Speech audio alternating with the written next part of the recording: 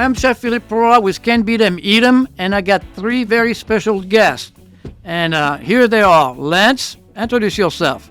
Lance Gregerson, Browning, Illinois, full-time commercial fisherman. Well, what do you really catch, so? Asian carp. Asian carp, Yep. okay. Billy? I'm Billy Rivera. I'm from South Louisiana, Pierpont, Louisiana. So I pretty much goes out there whatever available. So pretty much crawfish. And my dad been a commercial fisherman all his life, so I kind of took off after him. But I also go to school and did something else, but I still like fishing. My friend?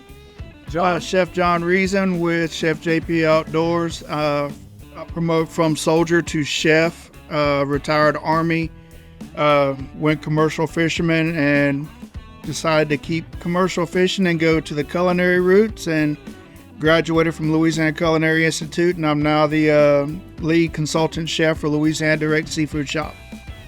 Good. So, Lance, I want to ask you, I've been working with Illinois Department of Natural Resources. I have seen the problem firsthand with the Asian carp up there. And close to 15 years ago, I was pretty much one of the first ones to come out and fry those fish out there to let people understand in Illinois that actually Asian carp is good to eat. I know that the Department of Natural Resources did and still conducting a lot of effort to increase the consumption of Asian carp and get the fishermen on board with this project, and actually with a name change, which I support totally, Kopi. And I want you to kind of tell us a little bit about your story, what you think about that, and where the Asian carp are today.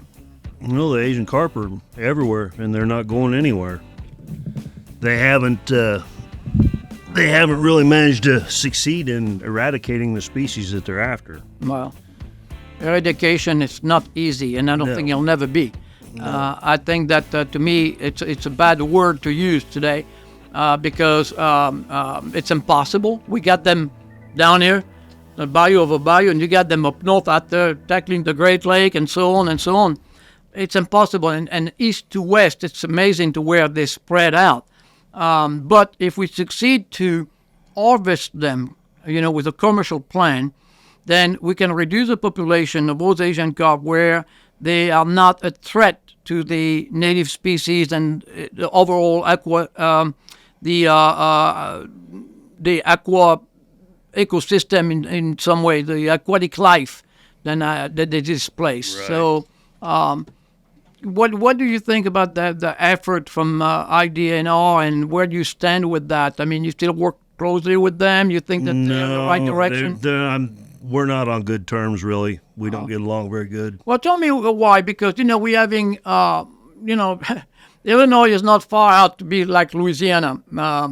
Fighting both invasive species down here, trust me, our department haven't done much about controlling both invasive species, if I may say. We do have a new director that's actually come from South Dakota. It's a young lady, 26-year-old. So we want to see how aggressive it's going to be with this particular project. But we are kind of like you here. We still, scratching our head, seeing this fish everywhere. So I want to say, don't be afraid. Just say, your experience and see if it's compatible. And we need to come up with a solution, and we will talk about that. Well, the state has, in the several years past, they've constantly handed out money for this study and that study, and they have contracted commercial fishermen that are responsible for trying to locate and help with these studies on the upper part of the Illinois River. But they're paid an ungodly amount of money, and they don't have to catch a fish. All they got to do is go where they're told they want them to go. You do the work, and they get paid. We fish for poundage. Mm-hmm. They fish for simply for dollars. For dollars, yeah. Yeah, we talked about that on our earlier podcast with our good friend Michael Johnson, who is a chef at the Athletic center at LSU. Greed is a pandemic here, as there is no cure for it. It's just going on, especially among our policymakers, which you will think that they would help to provide a solution, but they are not there to provide the solution. I learned that the hard way. They're here to take the problem and make a paycheck out of that problem. They're exploiting it. Yeah, that's what it is. On the other hand, us here around that table, we're here for the real problem. We want to find a solution simply because we know the threat of those fish, and we know that we got to definitely take them out of water, for sure. They're dangerous in two ways. A, they jump out of water and they can kill people, and they have killed people in the past. And secondly, they eat plankton, they're planktivore, which is the food source of aquatic life, period. A frog lay eggs, a bass lay eggs. Yep. Those little larvae come out of eggs and you can barely see. They must have plankton to survive. And if the water don't have enough plankton to survive, those fish disappeared. And you can see that in the Illinois River. I pretty much, know that because I was there firsthand. Right. And I saw those fish jumping by trillions out there. It's unbelievable. And there is no other fish out there that survive. Am I right? Yeah. My partner and I, we caught almost 2 million pounds of fish last year, 1.7 million pounds of fish. Most of it was Asian carp. Mm-hmm. We made a seine haul. It was on New Year's Day. We went and made a seine haul because the place that we knew these fish were going to be, we had to be the first ones there. Mm-hmm. So we went and we got there first. And we got the haul made, and when we got it drug around, by the time we got done, at one point in time, we had 1 million pounds of fish, literally 1 million pounds of fish in that haul. We wound up just taking what we could get stuffed into the live net that we had. Yeah. And we wound up with roughly 500,000. We had to dump about half of them to start with. Gee. We wound up selling 218,000. Wow. And then we wound up having to dump the rest because the market broke down, and we've only got one market to deal with. The market broke down. They couldn't handle the volume that we had. Yeah. And we were starting to run out of water. The water was dropping out on us. One thing led to another, and we wound up having to dump them. Wow. So we didn't get to sell all of them. Wow. But we literally had 1 million pounds. So, did you make any money that day, or did you break even? No, Yeah, you made a little money. Made Okay. a little money. So imagine if you could have sold 1 million pounds, Yeah, huh? if I got to sell them all, it'd been Yeah, you would have been a good fishing day for you, huh? it'd been a good day. Yeah. Wow. Good for you. Good for you. So, I know that they got the Redneck Fishing Tournament at. Yes, they do. And I went there a couple of times, as you know. Mm-hmm. My last visit was when they have the South Korean out there wanted to do a little video program for their viewer with the catching the fish and eating the fish because I was cooking it there.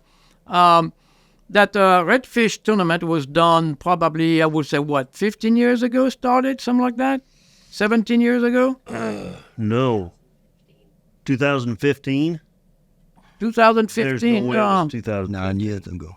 I think it was before It that. was way before that. Yeah, way before that because You guys, we come down 8 years ago. The first time I would come down here. I went there in 12 years ago, and that was the third year, I think. So, but anyhow, Anyway, it don't matter. It's been a while back. Yeah. But that was the first really, I guess, a smart little move from a little town called Bath, Illinois. Bath, B-A-T-H, if I remember well. Yep. Bath, Illinois, where a bartender actually had the idea on promoting that and come up with that, right? I don't She know. was a bartender. I think she'd bartended at some point. Yeah, that's what I heard about Yeah, that. I met her. I don't know. Betty DeFord is who. it Yeah, was. yeah, and then now your wife is handling the. Nikki Gregerson. Yeah, she is actually handling the redfish tournament. So I hope that, and it's going to be the first weekend of August, correct? Yep, August 1st, 2nd, and 3rd is Thursday, Friday, Saturday. Okay, so Sunday you can heal up and go back to work on Monday. if anyone wants to see something like that, catching those Asian carp, in a net, literally, and that's pretty much what it's for, is to remove those Asian carp out of the Illinois River. And I traveled through the Illinois River, and as I said, there were trillions of fish out there jumping everywhere. So it's easy to fill up the boat, for sure. But year after year, you still have the same problem. Oh, yeah. All right, so it is one drop, in a bucket that, catching those fish. It's not really a viable solution, but at least you guys taking those fish out of the water, which is more than whatever anybody can Every say. one of them you get out of the water is one that doesn't spawn. That's right. They can't lay an egg. Yeah, that's right. So, and I went there. I was pretty much one of the first ones to actually cut up those fish and fry it. That was, God, I would think 13, 14 years ago, when nobody wanted to eat those fish. If you remember that, I thought it was trashed completely. And I remember from Louisiana, if you want to succeed here to make it as a good palatable fish, good fish to eat, then you guys have to be on board with us, because we surely don't want to have you guys up north laughing at us down the south and tell, oh, look at this guy been eating trash fish, We want Louisiana to look good. So it was important for us to go up there and fry them out, and one thing lead to another. Now some restaurants are having Asian carp up there, but not enough to... No, nowhere near it. No, not there, no. So tell me about the IDNR with the name change, which kind of helped him out and supported that with it, Kopi. What is that? They spent $600,000 to change the name from Asian carp to Kopi. Well, I could have done that for $20. I could have done it for free. Yeah, They came up with Kopi because of the amount of fish is copious. Yeah. So Wow, $600,000 found that name, huh? $600,000. And then And see, that's more money that they could have. It's like the guys that they've got contracted fishing up north. If you took the dollars that they've wasted on studies, if you keep asking or keep looking for more answers off of a study, you've already asked a question. You're just changing the way you're asking it. You're getting the same answer. It's funny because I did the name change. When was that? 12, 13, you remember when we first started with Silverfin? Silverfin. And they could have easily, take that name and go with it. And I couldn't understand why not, but now I do understand. $600,000, that make a little difference and pay quite a few people salary. That's for sure. And I think that's what it's ongoing. The problem down here that we facing is that you guys get the money. I mean, you guys, IDN or politicians, policymakers, how you want to call them, they taking that money and conduct scientific research, whatever you call feasibility study, whatever you want to. Here we don't have nothing. I mean, they just don't give a damn right about that, and they are into our brackish water. I mean, they are actually way down deep south, and we have crabbing, we have shrimping, we got the Manhattan fishery, which is the biggest, largest fishery in the United States. And I mean, all the oysters, and it's threatening all that. And yet, until we really got the biggest problem of all, that total destruction, then they're going to come out, oh, well, gee, we should have think about that. But so far, we are here just carrying the flag, to say, man, we need to do something about those fish, Mm-hmm. So I came up with the idea, which actually my two friends that were part of it, when I was shipping the fish down to Vietnam and make fish cake, because why Vietnam? Well, everybody were laughing at me at the time. Nobody wanted to invest into opening a processing plant here. So I called one of my friends up in Washington, D.C. So sometimes the government can help, by the way. I mean, let's not criticize them all in bad. Some of them are good. And one of my good friends I worked with, when I was representing USA in International Food Exhibit, said, man, you need to go to Vietnam and I can help you out. Well, here I am in Vietnam, on my dime, by the way. I never took one penny out of taxpayers' money. On my dime, going out there, and I have no idea how I will return from Vietnam, if I have a deal or no deal.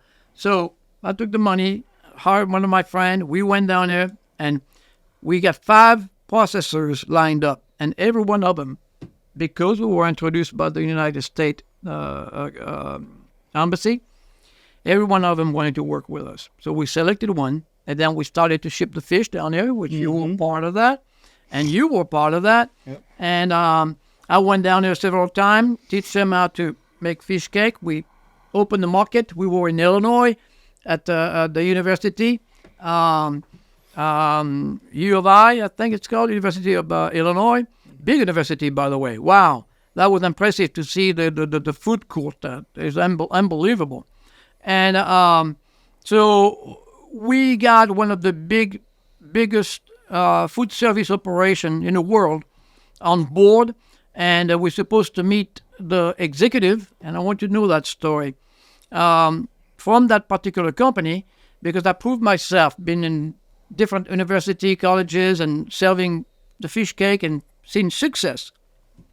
On my birthday, 2020, I was supposed to meet with executive. And on the day that I was really flying to go there, I received an email saying that due to COVID-19, they banned travel to all their executives, so they are not coming. And then the rest of the story, he went down, the world shut down, literally. I mean, Vietnam, the everything, the shipping, everything shut down. And that big service company, food service company, lost literally 60% of their business because the world shut down. So back to zero again.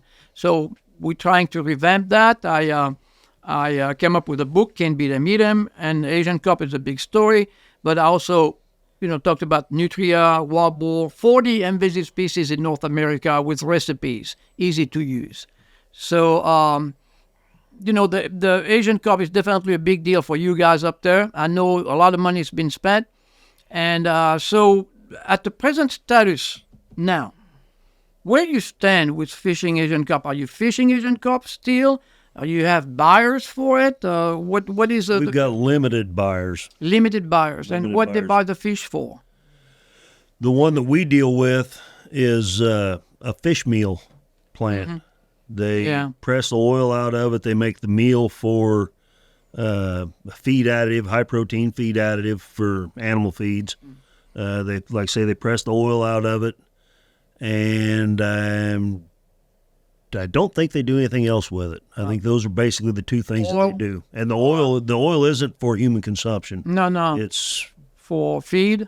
Something I don't know. Yeah. However, yeah. One thing I want to ask you about that: how much do they pay per pound? The market pays us 12 cents a pound. That's what they will and then pay. The state also pays. They have an incentive program. Yeah. We get 10 cents. So we will ultimately wind up with, for the Asian carp, we wound up with 22 cents. 22 cents, which is for you. It's not bad money. No, if no, you for catch you. some tonnage, you got to catch tonnage. Yeah. For you, it's good money. But at 12 cents, it's kind of like, Yeah, but you can still make a little money. Yeah, but how many people will do the work? Right. For 12 cents and you a have pound. to have big rigs. I know my friend here for 12 cents a pound. He said, I'm going to drink beer and catch crawfish, Yeah, let's stick with crawfish. Yeah, that's the thing, So we back to developing a market, trying to get incentives. That's one of the problems that you've got is every time you turn around, somebody will say, well, we don't want to create a market because then it will create a demand for the fish, and then suddenly nobody will want them gone. Well, I just assume they were gone. I just soon go back to catching buffalo or catfish and being done with it that way. Is that incredible common sense from most policymakers to say something like that? You have to. I mean, you have to create a market, or you have to, because nobody's going to do this stupid stuff for free.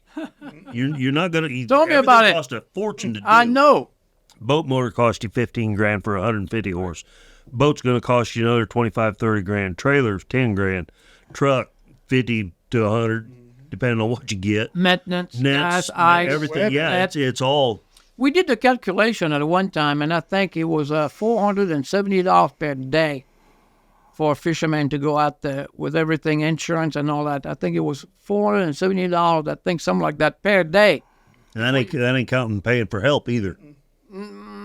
I don't No, it wasn't because me and you worked on it together Yeah. a while It was a back, help? and it was close to $500. Yeah, it was 500. and that was before minus the help, minus the help. Yeah, I think it was for the truck, trailer, insurance, net, ice. fuel. It was. I mean, $470 a day. That's what you got right there up front. Well, that's You got, 4,000 pounds right off the bat. you know. Gone. So yeah, to pay just to pay that. The initial expenses. Yeah, to pay those initial expenses. So that's interesting to see how the North, Illinois, and other surrounding states around the Great Lake are working on officials, the policymakers are working on getting all that kind of money to try to eradicate so-called the fish. But eradication, it's impossible. That's No. And what you were saying, oh, well, if you get popular, well, whatever, because I heard that too. Believe me, I got criticized so many times, still been criticized, that if you get popular, people will catch them and they will bring it to area where they are not there. And I was in one of the big convention about wildlife and fishing and invasive species. And I got criticized like that by some of the biologists and scientists and said, like, oh, little chef, he don't going to put a dent into this. And, you know, if he succeeds, it's going to be a problem. So I took the Mississippi Basin map, which covered 2/3 of the country. You have to see it. It's unbelievable. And I said, well, show me where the fish is not on that map. Because every inches of those rivers tied up to the Mississippi River, the Asian carp are in it.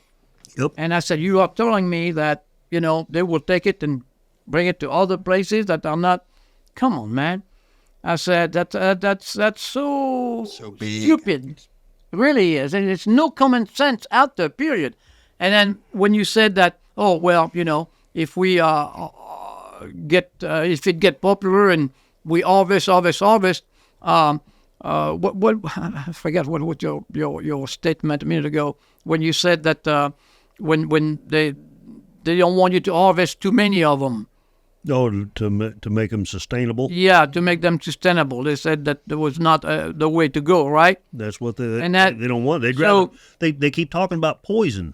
No, no. I've seen stupid. the last thing you want to do is introduce I know. a poison of any sort into a freshwater system. You'd have to kill everything in it, and you can't make that poison 100% guaranteed species specific to be fun, to be practical. I read about And- that. Poison in a freshwater system. And guess who's going to get all the...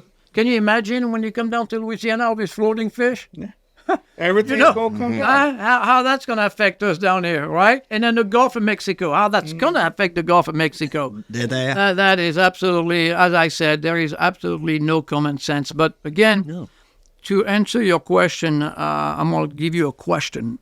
When you harvest those sometimes 30,000 pounds at a time on the boat, right? Okay. Okay, so you go back. How long will it take for you to go back at the same area and catch the same amount of fish? Does it make? It would really depend Okay, on if it was a place that was not necessarily landlocked, but if you chased them all out of this area today, and you caught them all or whatever, Yeah. it's going to take. Sometimes it could take a day if the water was coming back Yeah. up. If To it get was them a back. place, right? so what they were saying about you catching plenty fish, you know, don't make no sense, right? Because you can catch them in one area, and then they're going to come back right away, you know, into that area. So you Yeah. can go back catching them every week, pretty much. So Typically you just get make to a the circle. point. I'm going to fish here today. I'm going to fish here over here. yeah, tomorrow. and then you come back again. Yeah, you just make a circle. So if I DNR, sometimes I see bragging about, oh, wow, we took X amount of millions of fish in one area and we succeeded. But really, they don't say the truth because a week later, that same area is full of fish. They could have did that all summer. Yeah, they could do that all summer. Every once in a while, you'll see a picture come across on Facebook that'll say, "Oh my God, look at the size of this fish! This 109-pound, great big black big head." Yeah. And then they have these pictures of, look at this seine hole we made, 752,000 pound. it's impressive. Yeah, it is. For viewers that don't know. It doesn't look like that many to me, but what do I know? I only caught 1 million pound in a seine hole the other day and had to dump 3/4 of them. You know what I learned? That all the information that the wildlife and fishery get, that actually they publicize to the public, guess where they get it from? Guys like him. Google? No. You go to Google after that, but guys like him, that's who knows what's going on on the river. Same thing here. Our fishermen here, they will know what's going on here.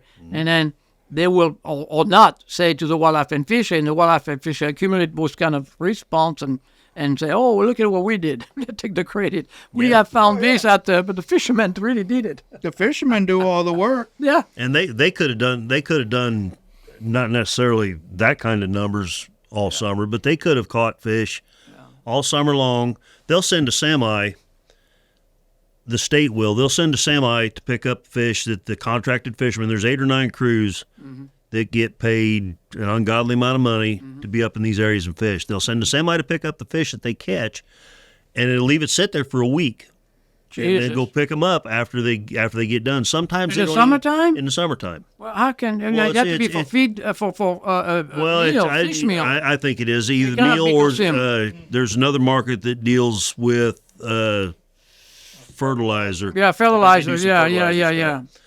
And they will, when the truck is picked up, sometimes they'll be lucky to have 20,000 pound for a week's worth of their fishing, which actually winds up with about 3.5 days. Monday's a travel day, Friday's a half day, and they got banker's hours.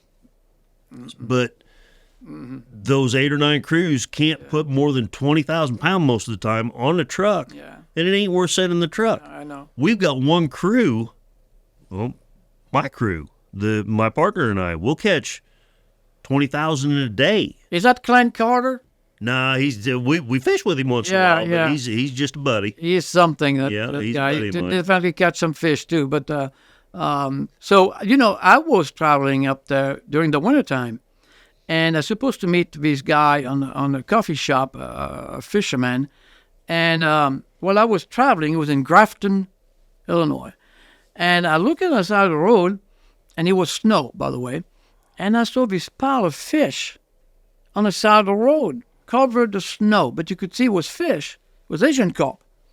So when I walked to the coffee shop, I asked the people in there, I said, what are those fish, doing here? And the guy said, oh, one of your processing plant here, I don't want to name it, said it's supposed to be here and pick it up 3 days ago, but you haven't showed up yet. Sitting on the ground. So what can you do with those fish? That's the one that you want to export for consumption in foreign country. Well, guess what? That's not a good policy, I got to tell you. There's no way that can work, But it was amazing to see how all this is not connected, that the buyers, the fishermen, the processing plant, if it was well organized, I can see potential out there. But again, the state is spending so much money trying to promote this fish as edible because that's where the money is at. I mean, I know with my theory that I did, we were paying the fishermen 30 cents a pound. 30 cents a pound. That's what we were paying them. And they were happy to be. And I remember that we were up there, that little boat came in, they had no license. And you came to me and said, oh, look, this little boat, they had like maybe 1,500 pounds of fish on here, and that's not much. It's 100 fish at 15 pounds or whatever. So they don't have no license. And I looked, it was these 2 old guys. Remember that? Yeah. And with the little pirogue boat. No, not the Pierce. No, it was not the Pierce. No, they were 2 old guys, from there, and they took there, but they knew what we were doing, and they took a little boat, and they went and caught literally, around 1,300 pounds. It was about 1,300 pounds, but they pulled up in this almost a John boat, but they had it was a little diesel Isuzu pup. Yeah. And that little truck, you heard it putting, tucka. And he pulled up full of fish. He said, I got some fish for you. And then he asked for the license because we had to license everybody to get on board. And he said, well, they don't have no license. I looked at John, I said, look, I'm writing a check.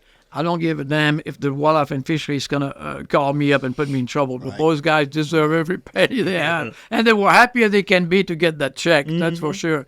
But anyway, we got to create a demand that pay you guys. Now, how many new fishermen have you seen coming on board now the last past, let's say, 5 years, 10 years? Is there any new blood, new young fisherman who wants to do it? My son-in-law has started fishing with us now.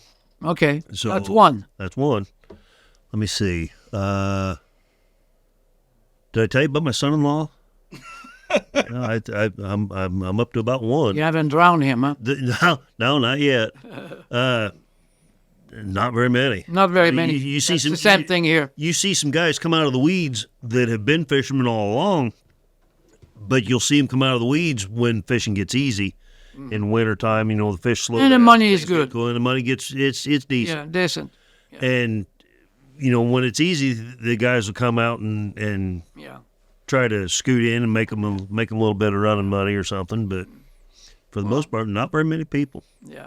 But So you can't unless you can go large scale, and you have to have an outlet. You can't just go and catch the fish and call the market and say, hey, I got a load. Where do you want me then to they drop said them no. off? Well, that's not how this works. I'm sorry about your luck. I don't want them. Yeah, you got to get the demand. You got to get the demand. you got to get the okay to sell them to start. Yeah, I know. with. That's what I'm saying. Create that demand that Right, okay to right, buy. right. Yeah, I got and you. Write the check for you, So, well, that's interesting because we pretty much very similar down there, We have some problem. We tried hard. COVID-19 came around, but we will continue at it and see because it will benefit you as well. We want to help you guys up north get rid of your fish, and we want to do but for that you got to create a huge demand. And I was close because that food service operation I was dealing with, they are in 80 countries. I mean, they could have cleaned up that entire Mississippi basin, and working with common sense again with the wildlife and fish official, we could have managed both fisheries, one state at a time, go around, like you said, you put a little circle here, then everybody can make a good paycheck. You see what I'm saying? Yeah. And that's not hard to do. That was the idea. So we're going to continue working at it, that's for sure. So, Billy, I got to ask you some question because I read on the news the crawfish season this year. We had the bad drought, Greg. Did you have the bad drought? Yeah, we had no water all year long. We got a lot of water coming right now. Okay, yeah, we do too. But there it was dramatic. So tell me about what's going on because you've been fishing crawfish for all your life. Since I started walking. Yeah, pretty much. I'm Billy, and I live right next to the Chafalai Basin, which is the largest basin in the United States. And I think it covers around 605 square miles. So it's pretty big. Yeah. And like I said earlier, my dad is a commercial fisherman, so I took every opportunity to hop in the boat and fish with him. I just love being out there. It's beautiful. And things changed a lot. So going back to talking about the Asian carp, and you said a bad drought. Yeah. I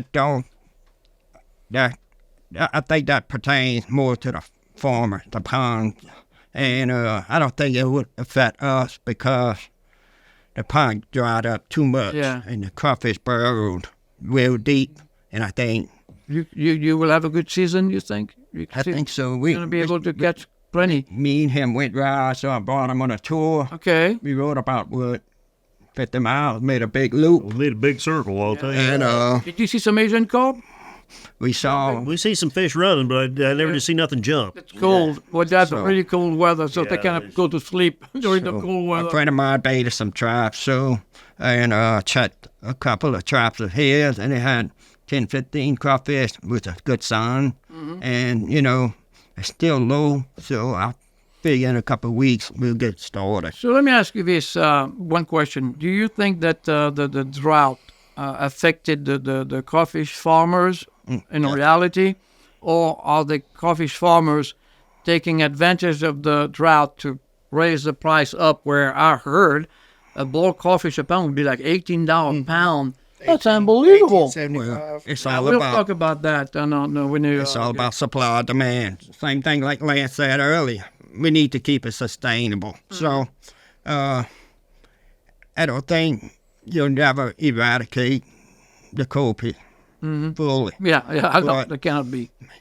Up there, I understand up there, they're tight up there. Whereas down here, we got 605 square mile. That's huge. No, I know. That's huge. I know. That's a- The differential I would say up there, they get 5, 6, 7 pound average, right?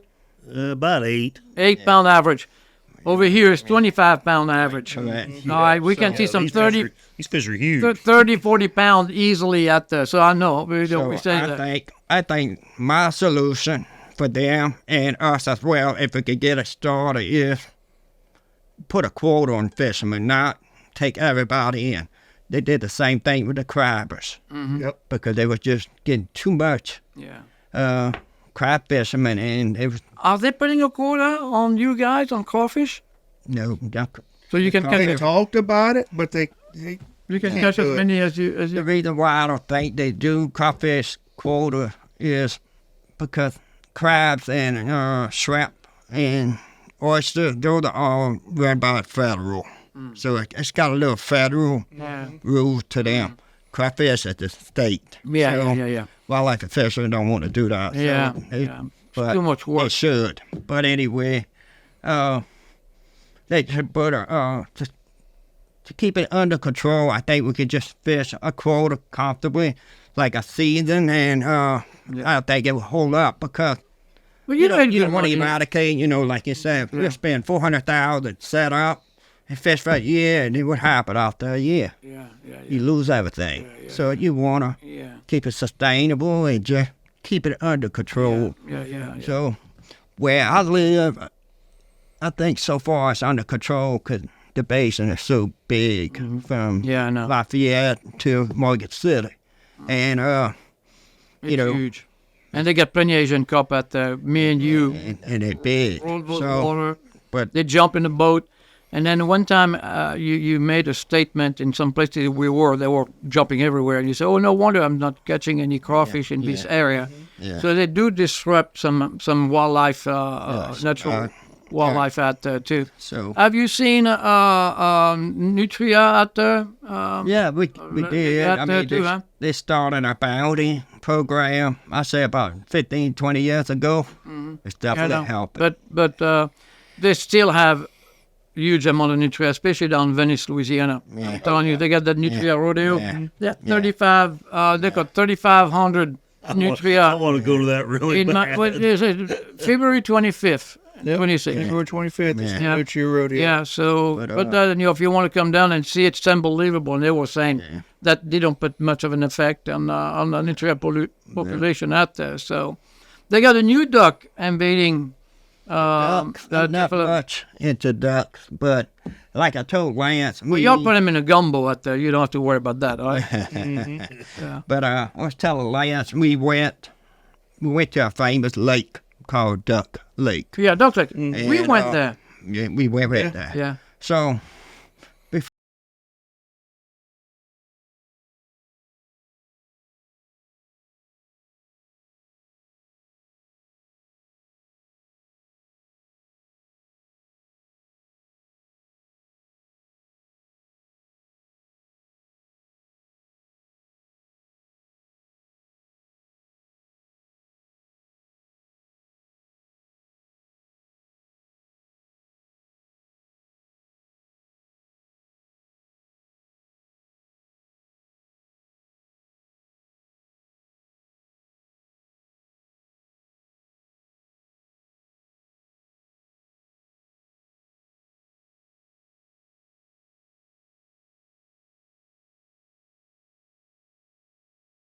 and they used to be loaded down. It was so fun. You could kill 15, where a duck you can only kill 3 or 5, 6 of one particular yeah. species.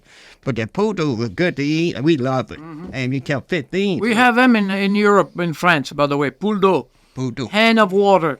A water hen. Water hen. So we we call don't them have blood that. hands. we don't have that anymore. The poodle. They might have a few. disappeared?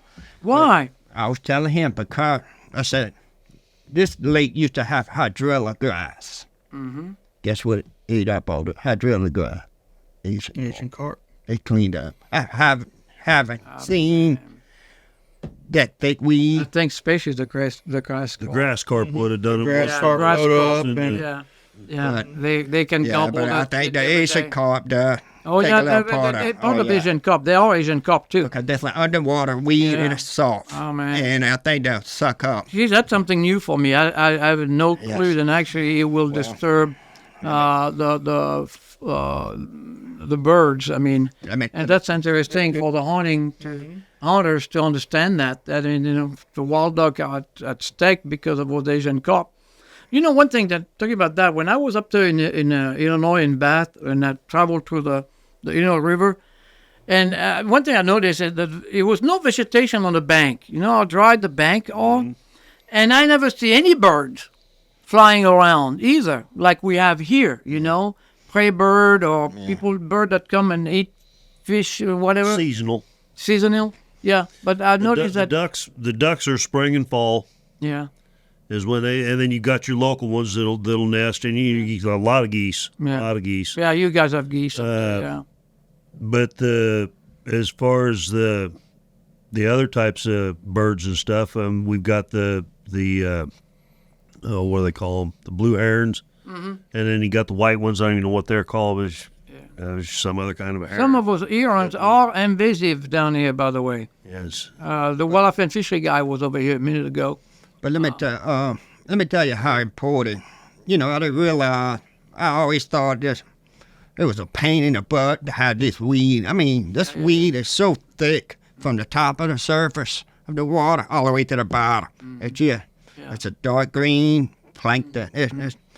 And so, like I told Lan, there's no more. So no more voodoo, full of Asian carp.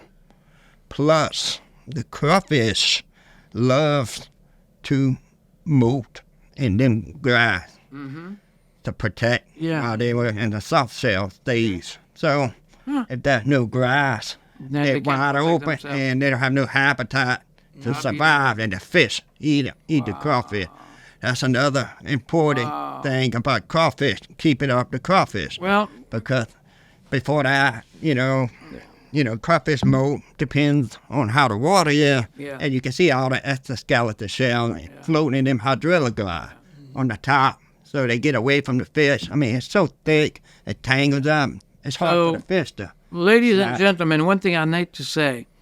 These are the reality and the true fact. These men live on the water, and he knows stuff that the wildlife and fishery don't know. Yeah. So you have the truth out there. I got to tell you that. Yeah. So far, the crawfish been okay, but I think once it get out of control, and we need to keep it under control, so we need to create a demand here to keep it going. But Yeah, go ahead. as Continue. of last year, after COVID and all that, the bait prices went up. Yeah. So we usually get all our bait, crawfish bait, crab bait, etc., from the East Coast, New Jersey and all that, Cape Mays. So it's all on the print on the box. But since COVID, bait has tripled. Oh. Tripled. No It wonder went the from crawfish like is that expensive now. 15 cents, and this year it's 55 cents a pound. My goodness. Wow. And Yeah, and our price for rough fish hasn't changed in 30 My 40 goodness, years. it's almost as expensive as So- the catfish used to be. like you said earlier, this past year, my bait expense has been about $25,000. I'm going on between $400 to $500 of bait expense a day. My goodness. So I got to bring the bank with me. No kidding. So think about it. So, and that's crawfishing. So after the crawfish finish, the crab is started. And crab is a bigger crustacean, Yeah. so they eat a lot more. Yeah. Where the crabbers are struggling with the bait expense because they were going $1,000 a day because they use more fish. They eat a lot more. So they're starting catching their own bait, catching Asian carp and buffalo Yeah, cutting them up. to help them out. Yeah, So yeah. they couldn't sell their crabs over there, so they're up It there. cost it costs to catch those Asian carp or whatever and cut them up and So- I can pack it and put it in a box. My goodness, yeah. I can. So that's another way to keep it sustainable and to keep the Asian carp under control. But Yeah. but it will it's an catch up issue. on us. It will catch up. But this is what we're here for: is to found some innovative ideas to move forward. You know, with that. So, have you encountered the apple snail? Apple snail. Well, they introduced a bird called limpet. Yeah, no, that's the one who eats the apple snail. It's helping. Thanks God that it's helping, huh? It's That's helping. what I heard. It's definitely helping. Because I'm gonna tell you, I went to the Blind River, and I never seen a river so dark. The water was dark. There was no life into it. And there were apple snail everywhere. I mean, you Yes. could see their eggs packed on the pink- trees everywhere. Like pink Like- trails. Yeah, all over. man, it was bottom. unbelievable. But I'm glad that they got a bird coming up. I think out of Florida they came in. Yeah, from They Florida. heard about the delicacy, Yeah, it's the a lip- escargot, the Louisiana escargot. Oh, well, let's fly up there and Yeah. and But it's definitely helping. And those So also- I just hope that bird don't eat it. Anything other than yeah, that's the thing that we hope. Yeah, that's the thing we hope. You don't have no. We apple don't have snail. them. No, because it's too cold.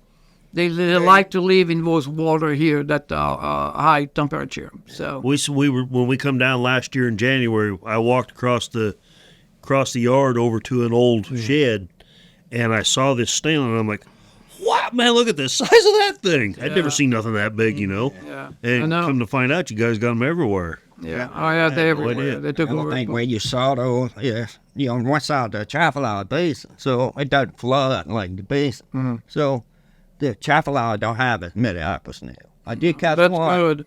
because you see those pink Uh-huh. bubbles. See, I haven't seen that, It's but the eggs. So once those eggs get exposed to water, it will survive. So the Chafalala Yeah. spillway comes 5 feet. Yeah, it killed. Die. Thrive in the basin. right.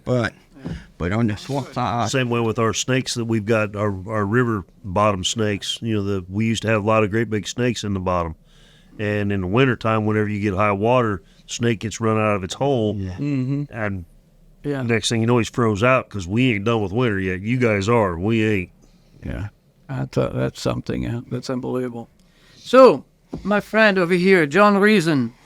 John, we've been working together for 15, 20 years, maybe something like that. Something like that. And I want you to tell us about. You remember when I came up with the idea on having the fishermen from here connecting with the fishermen from Illinois, and Greg was part of them, and we drove all the way to Illinois and told how many we were, and told us a little bit about that story, how efficient that was, because when I came up with that idea, people were saying, "Oh, you're crazy to do that. They're going to fight each other." But Oh, yeah. you go ahead and Because talk at about that it. time frame, I was still commercial fishing too, Yeah. and mainly doing a lot of commercial fishing with it. And that's how I knew Billy, Yeah. because Billy had called me after you had called me to go to Illinois. Well, Billy, you actually the one who gave me Yeah. John Reason's name. Yeah. So yeah. it was great because we sat there. We wanted to learn more about how y'all do it in Illinois, and because it was starting to be more of a problem for us, even where I'm at, in Baton Rouge and St. Francisville, the Asian carp were beating us up and trying to catch alligators and going crawfishing. So, let's be on board for this. This is great. So you guys have learned from that exchange, right? Oh, A 100%. great deal. Yeah. Yeah, and now, they're friends. Greg is coming from Illinois, staying with my buddy Billy River. Clint Carter came up and vice versa. You all go and visit each other. So that was a great deal to happen. It's good to connect like that, and understand that, hey, we all Americans, right? You guys just talk funny is all. I'm trying to get him to come down here for winter time. Yeah. So they Well- don't have to freeze up there. Yeah. It may happen, Yeah. you say. Yeah, Get you down here for an alligator hunt. Working on it. Yeah. Oh, you got to go with this guy. Tell us about your the alligator season today, because you My alligator season was good this year. Last got a year big one. we had a few big ones come in. Our biggest one was right at 13 this year. so 13 foot. But bringing them up on the levee, we had to use some winches, and we had to push them and pull them into the boat. So that's But it's a chore. How many pounds he was about? Did you weigh him? I don't know when I felt my lungs want to 13 feet? explode trying to pull them up. It got to be 500-600 pounds, huh? But 500. But Yeah. here I am, just a wee little 200-pound man trying to heave and hoe. Around 500 pound of dead weight. Yeah, especially when they fall down and they got their mouth wide open, so it's just filling up with water. Still have your 2 legs, huh? And I still got my legs, still got all my digits. It was a good season, and just Well, Wow. I heard from Richard. Remember Richard? I remember Richard. And he was saying a couple of months ago that the alligator population is exploding up there. They come to the boat Oh yeah, at a fish. I mean, like you would not believe. oh yeah. And they never seen that before. He said that it's unbelievable to see how many alligators there are out there. And I mean- and with the way the water is this year, the water was so low. Yeah. Even Thompson Creek or Yeah. Mississippi River was so low. When I would just throw a rock and make a splash, you would see the alligators coming to see what it was. Yeah. So it was like, Yeah.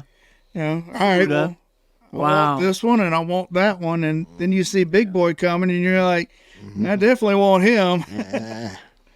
All right. So now I want you to tell us a bit about your consulting business, I guess, with Louisiana Direct Seafood. So, Louisiana Direct Seafood got in touch with me about working with them, and it's not really much of the a consulting business to where I get to build their recipes, and we have a nutritionist that works hand in hand with me. And what's great is our nutritionist Laurel, when I build the recipes, she'll sit there and take every recipe that I make. So I send it to her, and she looks at it for a healthy standpoint of if this person's a cancer patient, or if this person has, this how many allergies, what can they do? So she'll print the exact recipe that I put out, but underneath it, she has substitutions for allergens or other illnesses or whatnot. So, and I've been working with Louisiana Direct Seafood for 6, 7, almost 8 years now. And everything that we get is support of the commercial fishermen. There's no import, there's no nothing. Everything is coming directly from the commercial fishermen, from Is the it, crawfish to everything. It's Louisiana certified, right? Everything is Louisiana seafood. It is certified wild caught. So you'll see a little thing, a little reef, and it says certified Louisiana wild caught seafood. And it comes from all our commercial fishermen, from our shrimpers to our crabbers. So you came back from a big culinary competition. Tell us about Yeah, that. that was the 2023 World Food Championships out There you of go. Dallas, Texas.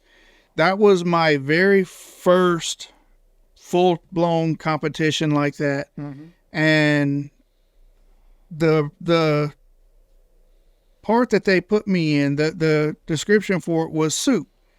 So I was to cook a soup, and it had to be a comfort soup. Well, being in Louisiana, you Being Louisiana, I guess they were thinking I was going to do a gumbo, but what it was, and me thinking, what was the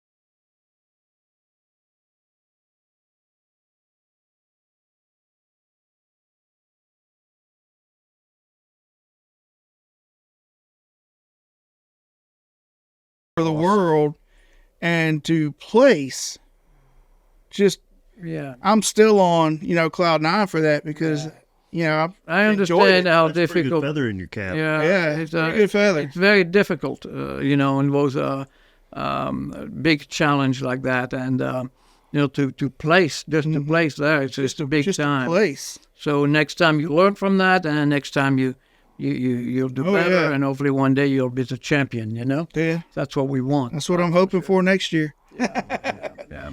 So you encounter the nutria too as well, many of time, and they have this cut tail, where the state pay you. Actually, federal Yeah, it's government, what, $5 a tail I or don't know, $5-6 a tail. $5 or something like that. $6 What do a you tail. think about that? Do you think that's going to make an impact?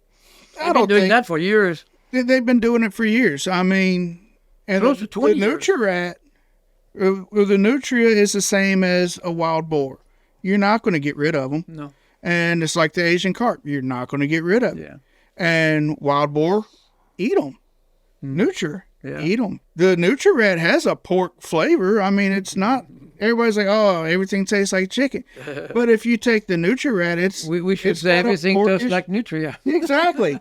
So, but it has a pork-like texture. Well, the problem you got with the Nutri-Rat, sounds to me like would be the simple fact that you call it a rat. Well, maybe Well, we need to It's- spend it's- $6,000. Look, 600. We need to do $600,000 to Yeah, change yeah, the and that's it. Well, don't say that out loud because they will get the check, and then they're not gonna do nothing about it but change it. I did change the name in the early '90s when I did the promotion for Nutria Meat. I call it Ragondin because that's a French name for Nutria, and we did well. But I want to tell you something very interesting talking about our policymakers that the FDA went on and authorized the Department of Agriculture in Louisiana to go ahead and establish a processing plant for nutria meat and cooked nutria meat and serve it, in Louisiana. So we have nutria gumbo, we have nutria sausages, we have smoked nutria. It was in a grocery store. I have several restaurants cooking it and all that stuff. And I wanted to do that because, like the Asian Carp going up north, educate your guys that it's good to eat. Because you cannot sell something outside of Louisiana that we don't going to eat and we call trash, right? Right. So we get the people on board here to eat nutria, and believe me, we did a good job at it. So I'm traveling, and it was Taiwan actually, and we have a first order of nutria, a nutria container. I come back, I was all happy. I go to the wildlife and fish, the guys. I said, "We're going to clean our bayou now. We got something good. We have a first order of nutria meat." So FDA come along because in Taiwan they ask me for the FDA stamp because it's red meat. They have to have FDA stamp. And so I go to the state and I say, "Look, guys, I need the FDA stamp and we're ready to go." They said, "Well," I said, "you're going to have to go down to FDA because we have only the state regulation in place. Even so, they approved it, but you got to go and meet with FDA." At the time, the FDA office was in New Orleans, right? So I go down there. Now it's in Atlanta. Mm-hmm. I go down there, and this big guy is sitting on his chair, and I said, "Look, I did the so-and-so, and I need the FDA stamp. I'm working with the state. We have an order of nutria meat, 60,000 pounds or so, to go to Taiwan, And he looked at me, he said, "Well, I can't do that." He said, "You got to follow the FDA regulation. You need to try it with nutria alive and bring it to slaughterhouse under FDA inspection, and then, we can..." He said, so I said to myself, "Nutria alive? How can you catch nutria alive? That's impossible. You got to trap them and kill them before you put them in the bag." So he said, "Well, I'm sorry, but I cannot bend the rules." So I looked at him and I said, "So you are telling me that all the regulation that you have certified for the Louisiana state with Department of Agriculture to do what we do, it's good for us in Louisiana, but not good for outside the state line? What kind of nonsense is that?" It's a money mean, hustle. You know what I'm saying? It was unbelievable. So one hand, the government was paying to do what we were doing, the promotion and all that, okay? And on the other hand, the government, again, is saying, no, you can't do that. You tell me, how can we win that? How can we move forward having such a dysfunctional government? It's impossible. You can't move forward. I mean, one say that, the other one say that, and then you're like, shit, all the work I've done here is for nothing? I mean, now we got more people grilling nutria than there ever were, that's for sure, but that don't put any dent into the nutria population, that's for sure. Well, so that's when they adopt cutting the tail. Mm-hmm. That came right after that. Can you believe that? Well, that's like with me. I'm on the Louisiana Seafood Promotion and Marketing Board. Yeah. I'm the Wild Caught Catfish board member for the board. And one thing I've never understood with this whole thing is USDA fought to take catfish out of the seafood equation. They want to put it with poultry. But it's a catfish. I remember that. We have fishermen for it. We don't have, farmers. They have catfish farms, but look at all the droughts. Look at everything. Do you trust a farm-raised catfish as, what they consider a bottom feeder anyway over something that's wild caught? It's just, and then look at how the Asian carp.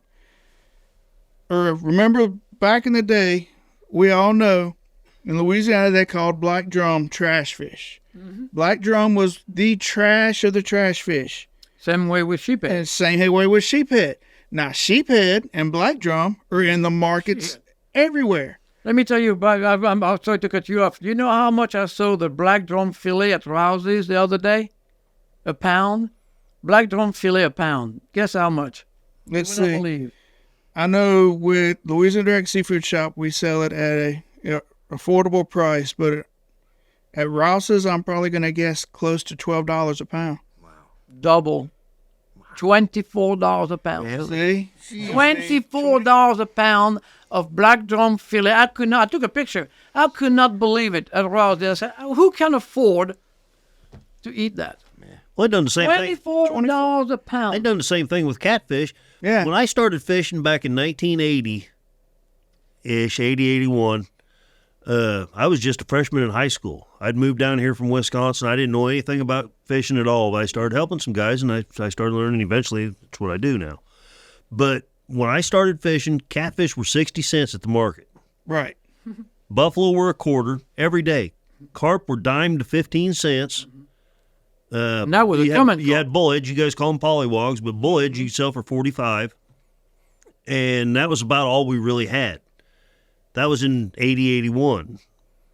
Now, and the dressed fish, you could buy scored buffalo for $1, $1.50, maybe.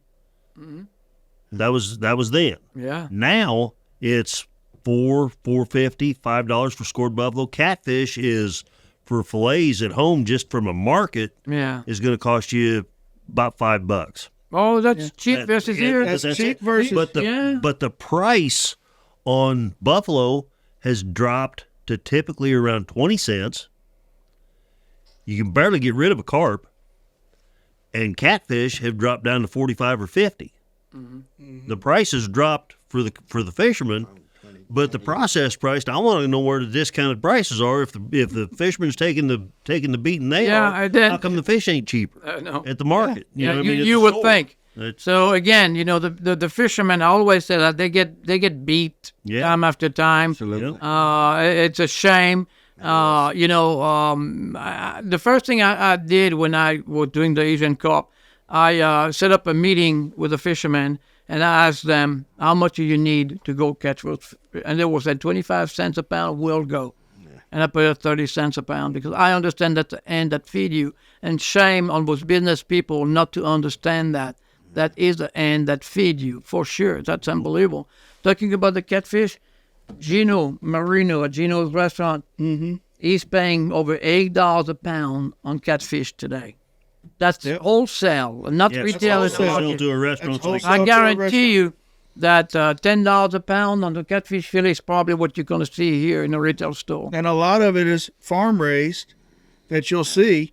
But if you take a wild caught fillet and you take a farm raised fillet and you put them side by side, you're going to see that farm raised fillet looks so big, so beautiful until you see the water coming out of it. And then you got this little bitty piece of a fillet while that wild caught fillet is just beautiful. You know what they use, huh? They use that Tripoli sodium. Yeah, that's, They put a bath into that. So that first dry the protein cells of the fish.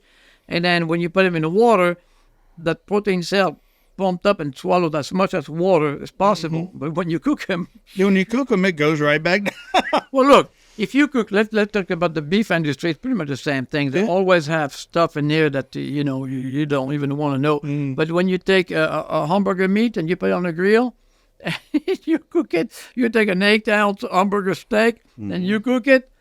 That becomes a 4-ounce hamburger steak when it's done. So yeah, that's unbelievable to see. I mean, the food price now in the market is out of control. It's out of control. Well, it's like they must kill every cow that they ever get a gallon of milk from. They must turn him into hamburgers as soon as they get done milking him, because milk. It's up. I had no idea that those cows were that expendable. It's for priced up $4 a gallon. I don't even know what you pay for milk down here, but about $4 a Oh yeah, gallon. it's the same. About the same. Yeah. So they must kill every cow that they milk. Well, you go down to the grocery store, $100 bill, don't go far. I'm gonna tell you, No. and that's why you got this waste of resources out there, the invasive species, the fish, for instance. I mean, when you talk about this Asian carp, because I give me the red ass all the time, because I am on your side with that. We got to get them and create a market for it. But when you think that over 90% of the fish consumption and seafood consumption is imported in general, and you got the perfect good eating fish, you got people starving down the coast with selling their shrimp, Louisiana shrimp, that are processed properly without any type of adhesive, and that will literally put a hole in your stomach if you eat too much of it. It's just unbelievable. What the waste that we're facing here today with those natural resources. That book that I wrote about was invasive species, and the money has been spent on the Asian carp. This is billion. Talk about 600,000. It's over 1 billion for sure that has been spent on the Asian carp, Greg. I mean, it's not just Illinois. It's just all these people just grabbing. I've been in some of his meetings, and I remember one. It was I was in South Carolina. What that big city at? They got big golf tournament at I forgot the name where it was anyway. And it Charleston? Was Charleston? No, not Charleston. It was right on the coast. St. Simon's Island? Middle Beach. Middle Beach. That's where I was. And I went there, and it was an invasive species panel, and I got actually set up with one of our congressmen that told them they need to have me make a presentation to what I do. And I was not very liked that, by the way, because I was pretty much proposing a solution that don't cost no money. All of these other people out there, Greg, they had their hand out there, try to get some money for whatever they were saying that they will do to combat and fight the Asian carp, mainly. And one of them, a young couple, probably in their 30s, talking about putting a camera on the camera on top of on the Asian carp to see where they swim and where they go. Now, you tell me, Greg, is the Mississippi River clear enough, because it sure is not here, to see where the fish goes with the camera on it? You got to have this blur coming at you all the time, right? That's somebody wanting to get some money for a new gadget. That was $200 and some $1,000 to go and work this particular experiment. So can you imagine people going out there and just...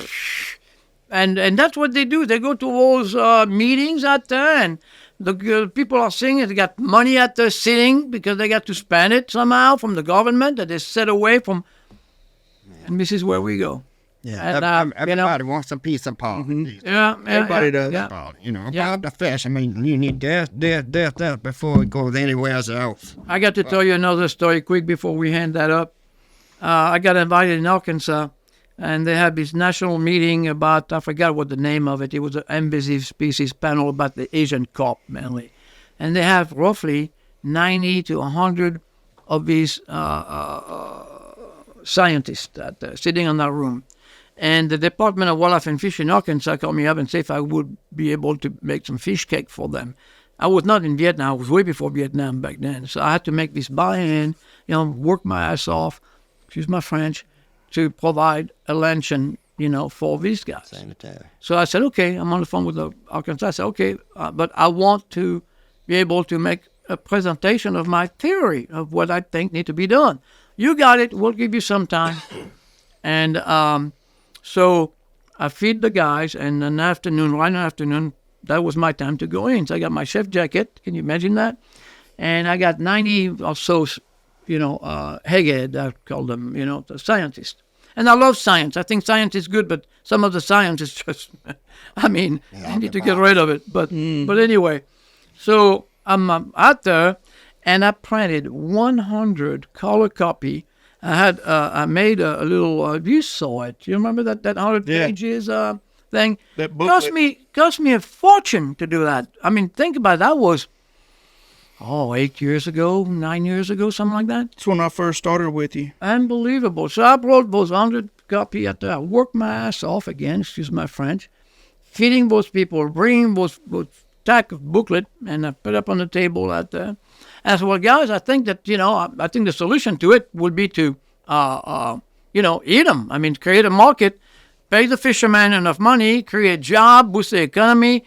I think that will work perfectly. And everybody had their head down. Nobody was really paying attention to what I do. Mm-hmm.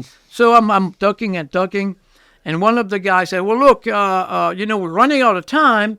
You got to speed up because we have some other thing to discuss. Boy, did he give him the red ass, Billy. If you ever see a Frenchman mad, I've been there on that thing. And I look at him and I said, let me tell you something. I said, I drove 6 hours or so. I worked my butt off out there to feed you for lunch. And you are telling me that 5 minutes is enough for me to actually educate you guys? Then actually food's got, its chance here to make a difference into this Asian carp. So the other guy with a beard, I forget his name, looked at me and said, well, Chef, we read about what you're doing. We heard about what you're doing. But let me tell you, and that's when that one was saying, well, we think that if you take those fish, if you come up with a great marketing campaign and people want to eat Asian carp, that people would take those Asian carp and bring him to non-infected water, and it will be devastating. And that's when I took the Asian carp map, with the Mississippi Basin. I said, well, look, I'm going to tell you, here it is. I opened the booklet, I got my pipe on it. I said, you tell me where this fish is not, where they can bring it out. It's all over. It's 2/3 of the country that are affected with those Asian carp. And boy, I tell you what, that shut his mouth because literally the problem is so huge that, we need to worry about the present part of that population of Asian carp exploding instead of thinking way down the road if I succeed at it. If I succeed at it, guess what's going to happen? If we open Asian carp farm, then let be it. Mm-hmm. It'll create business. Well, they had an Asian carp farm when they brought them in to use them in the catfish ponds to begin with. Well, that's coming from China, actually. They were imported by the federal government. Well, yeah, I know that, but back in the 70s, late 60s, early 70s, no, whatever it was when 73, they brought them over. I think, the year when they did that. Then it flooded, and then they went everywhere. Right. And see, they blame. They went to see you first before they came down there. Yeah, well, it seems like it. But they blame the flood of '93 when we had all the catastrophic flooding and everything up home. They blame that on the Asian carp getting loose. They were loose before that. Yeah. I remember seeing them back in the 80s. Absolutely. but nobody knew what they were. Everybody was scared to say anything, so nobody said, Yeah. you know, I don't know what that is, but get it out of here. I don't know. Don't mention my mess up. Yeah, don't say nothing about this. I start to hurt. I remember on the Asian Cup, it was probably 20, 22 years ago, maybe a little bit more than that, up north that the Asian Cup was taking over, first at there. And I was shocked when I found out 15 years ago they were down here. Like, I was like, what? It was amazing.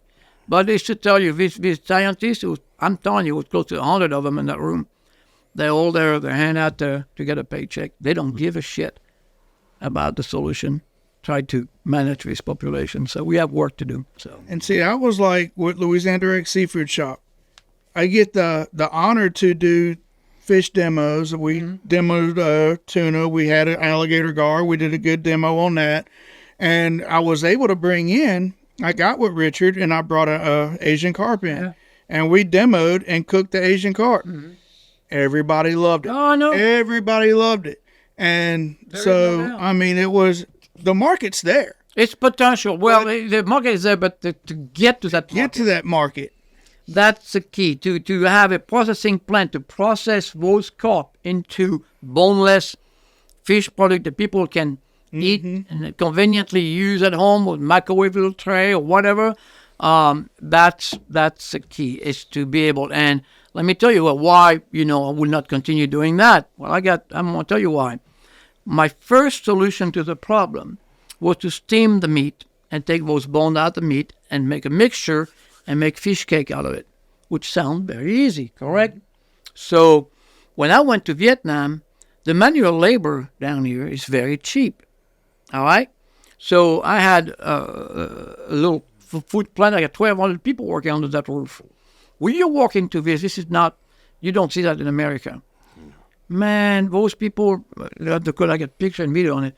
They got coat and net and this and that. I mean, they unbelievable professional. You only have one word. I mean, most people just unbelievable all day long. 8-10 hours a day. Don't even take a piss.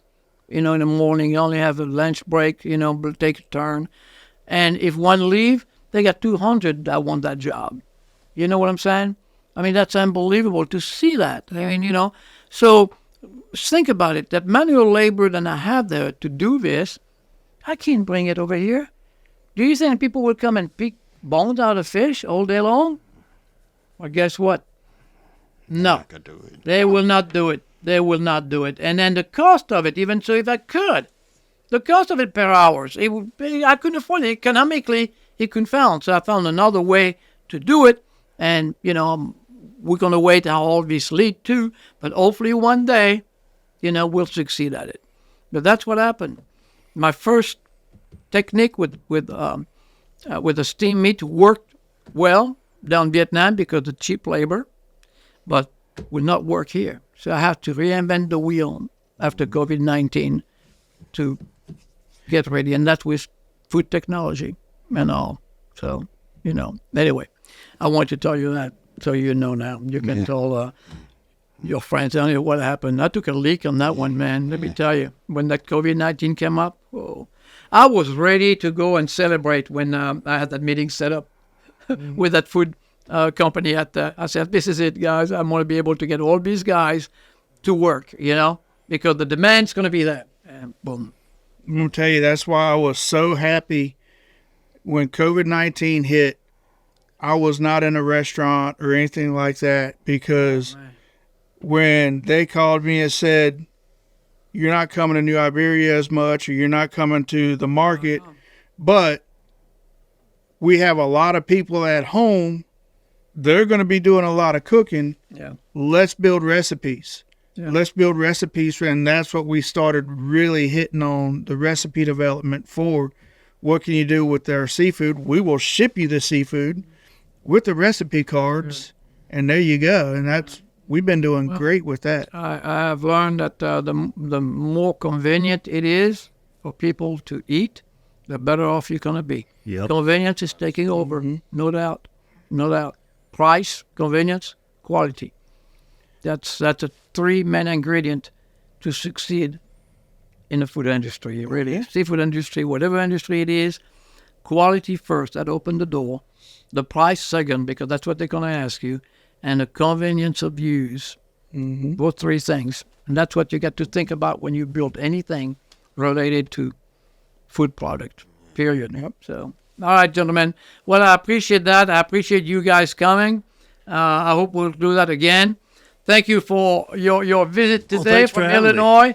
I know you're going to have a great time with my friend Billy over here. You're going to eat some good food, by the way. You're probably going to gain a couple of pounds when you're going to.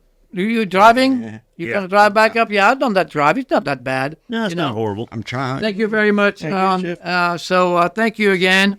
Once again, guys, go to my YouTube and click the what do you call it? Like and subscribe. Like and subscribe. I always forget that. All right, gentlemen, we are over with now. Thank you for guys coming. Like and subscribe on my YouTube channel, Chef Philippe Parola. Thank you.